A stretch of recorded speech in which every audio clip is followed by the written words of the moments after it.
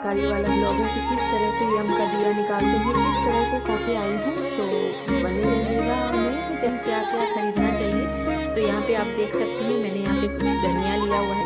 तो झाड़ू बहुत ही शुभ होता है। झाड़ू से जानते ही हम लोग के घर की दरिद्रता जैसा बना करके फिर उसमें इस तरह से बाती लगाई जाती है। गोल बाती आपको नहीं रखनी है, इस तरह से लंबी बाती रखनी है।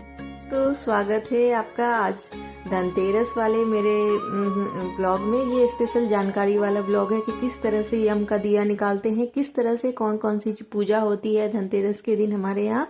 और ऐसी हमारे यहाँ क्या मतलब पूजा किस तरह से करनी चाहिए प्रॉपर वे में। धनतेरस के दिन दिया जो स्पेशली हम लोग जलाते हैं, किस दिशा में जलाएं, कैसे जलाएं, कितने दिए जलाएं और क्या रख करके जलाएं, और धनतेरस वाले दिन क्या क्या खरीदें। तो वो सारी जानकारी मैं आपके लिए लेकर के आई हूँ। तो बने रहिएगा, और नए हैं चैनल पे तो प्लीज सब्सक्राइब कर लीजिएगा, लाइक कमेंट करिएगा। तो चलिए शुरू कर लेते हैं। इसका दिन मंगलवार को यानी कि 29 अक्टूबर को पड़ रहा है। तो सबसे पहले आप लोगों को बहुत बहुत शुभकामनाएं आने वाली दिवाली त्योहार की। आपके घर में धन लक्ष्मी की बहुत सारी कृपा हो, सारे अधूरे काम संपूर्ण हो जाए, बहुत सारी खुशियां लेकर के आए ये त्योहार आपके घर में। तो चलिए अब स्टार्ट करते हैं कि क्या क्या। सबसे पहले मैं बताती हूँ कि उस दिन क्या क्या खरीदना चाहिए। तो यहाँ पे आप देख सकते हैं मैंने यहाँ पे कुछ धनिया लिया हुआ है। तो लोग बोला जाता है कि धनिया तो जरूर ही खरीदना चाहिए, क्योंकि धनिया जो होता है बहुत ही समृद्धि का प्रतीक होता है। इससे हमारे घर में हरियाली, जो धनिया एक हरियाली का प्रतीक है, तो ताकि हमारा जो घर है, हमारी जो मतलब जो भी चीज़ें हैं वो बिल्कुल घर का जो वातावरण है बिल्कुल हरा भरा रहे, किसी चीज़ की कभी कोई कमी ना रहे। इसलिए धनिया उसी प्रतीक के रूप में खरीदा जाता है। तो भले ही आप एक मुट्ठी लो, लेकिन धनिया अगर आप आज के दिन लेकर के आते हो तो वो बहुत ही शुभ होता है। बहुत से लोग तो क्या करते हैं कि पूरे घर में शाम के समय पूरा छिड़काव भी करते हैं धनिये का। तो ये अपनी अपनी श्रद्धा की बात है।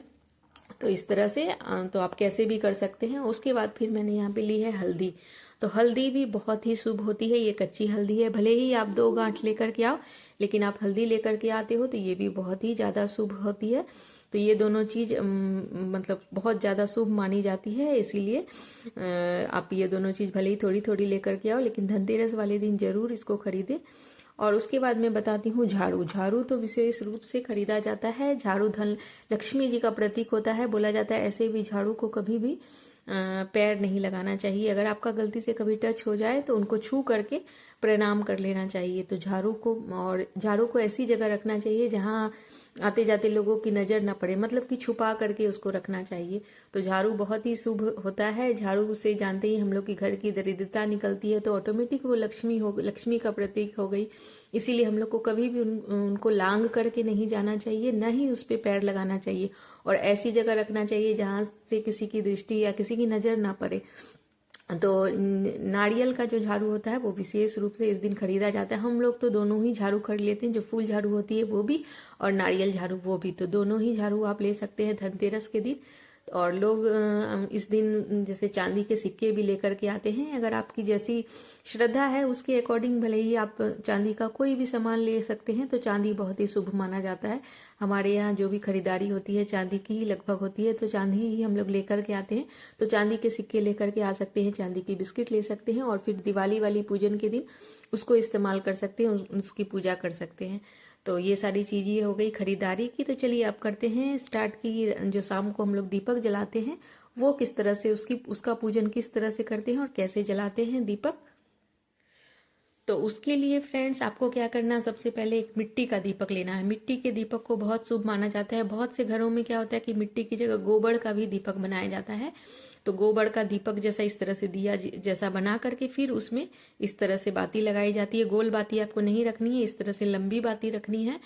तो आप मिट्टी का दीपक ले लें और उसमें इस तरह से बाती ले लें, और उसमें डालेंगे सरसों का तेल। ठीक है, सरसों का तेल डालना है, और हमें उसमें विशेष रूप से कुछ चीज़ें डालनी है। तो ये देखिए हमारे पास क्या है, ये है कौड़ी और ये है पैसा। तो ये जरूर से डालें इस तरह से दीपक में। ये दोनों चीज़ें रख दें। ये पुराना पैसा है, आप कोई भी पैसा रख सकते हैं छोटा।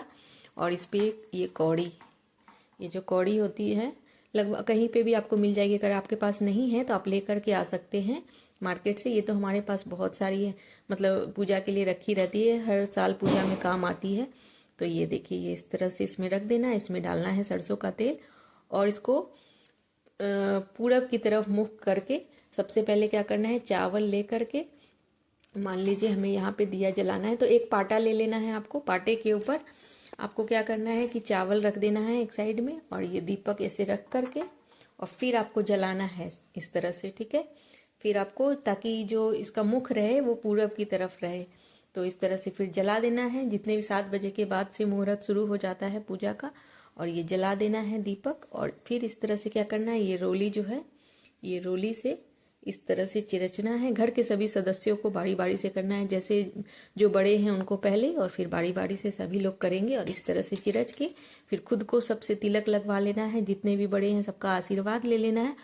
उसके बाद सब पूजा हो गई, इनके आगे धोक ले लेना है। और फिर इस दिए को क्या करेंगे हम लोग, उठा करके कोई भी ईंट वगैरह लेकर के घर के बाहर, आपको उसी तरह पूरा पश्चिम दिशा का ध्यान रखते हुए घर के बाहर रखना है। और साथ साथ में बोलते जाना है कि लक्ष्मी जी हमारे घर आए और दरिद्रता बाहर हो।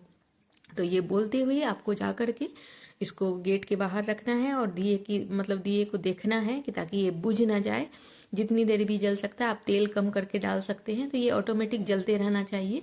और थोड़े बहुत आप इस तरह से, ये जो सगुन होता है ये बहुत ही अच्छा होता है, बहुत ही सुख शांति समृद्धि लेकर के आएगा, लक्ष्मी जी का वास होगा। तो इतनी पूजा होती है हमारे यहाँ धनतेरस के दिन।